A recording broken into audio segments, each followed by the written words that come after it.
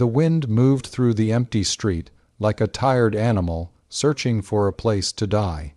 Dust lifted in thin spirals, brushing against the cracked wooden walls and broken windows of the small frontier town.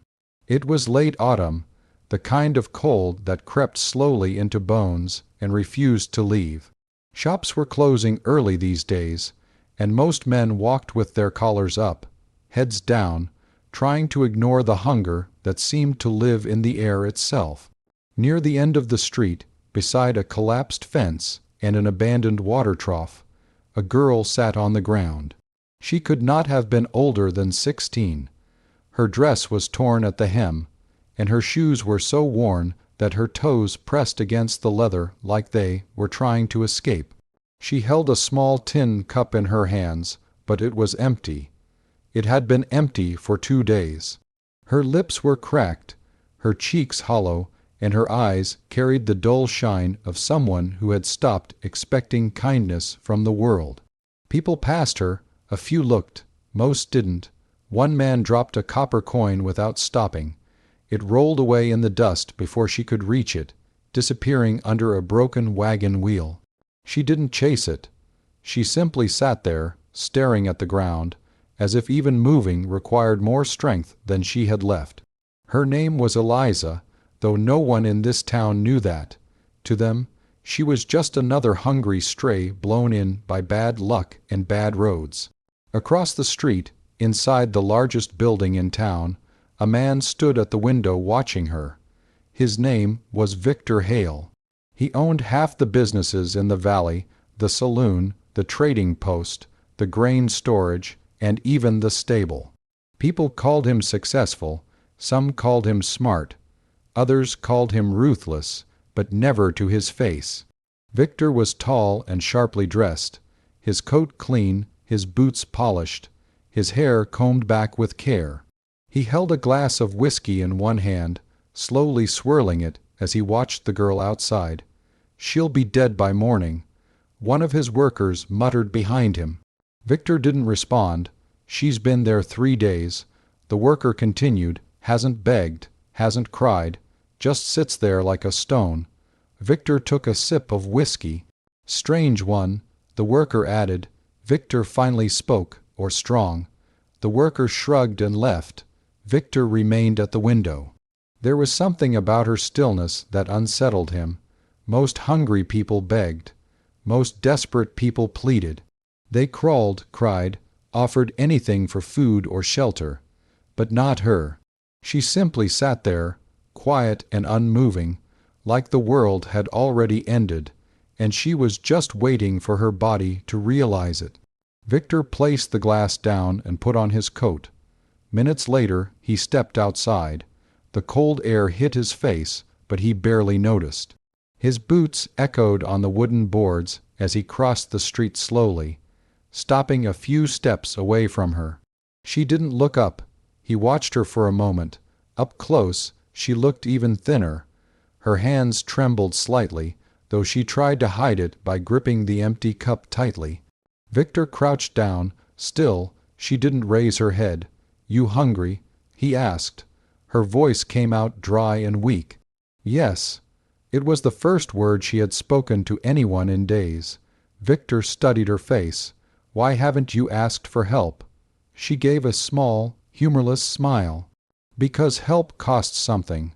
Victor tilted his head, "and begging costs dignity."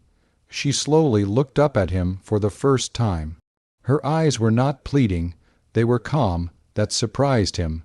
Most starving people looked terrified or broken. But her gaze was steady, almost cold, as if she was observing him instead of the other way around. Victor sat down on the edge of the broken trough. "What's your name?" he asked. "Eliza." "Where are you from?" "Nowhere." He smirked slightly. "Everyone's from somewhere." She shrugged weakly. "Somewhere that doesn't matter anymore."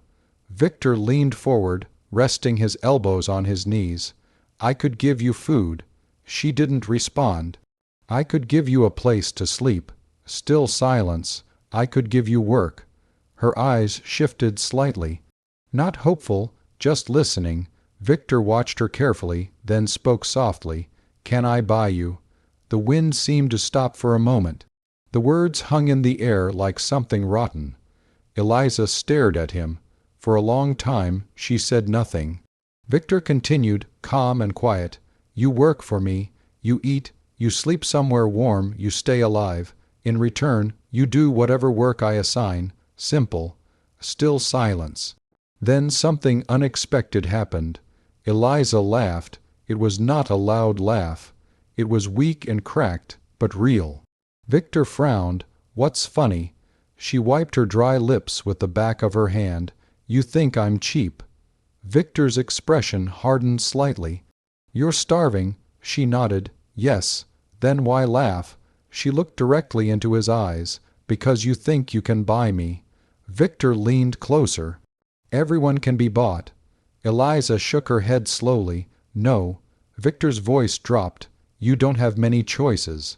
Her smile grew slightly. "That's where you're wrong."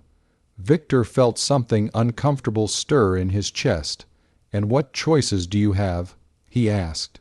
She pointed weakly to the empty street. "Death is free." The words landed heavily. Victor said nothing. She continued quietly. "If I accept your offer, I live because you allow it." Her eyes sharpened. "If I refuse, I die because I choose it." Victor stared at her, unable to speak. She leaned back against the broken fence, breathing slowly. "So tell me, Mr. Rich Man," she whispered, "which one sounds more expensive?" The wind picked up again, brushing dust across the street. Victor felt something crack inside him, not loudly, not visibly, but deeply. For the first time in years, he had no answer. Eliza looked away from him and back at the empty road.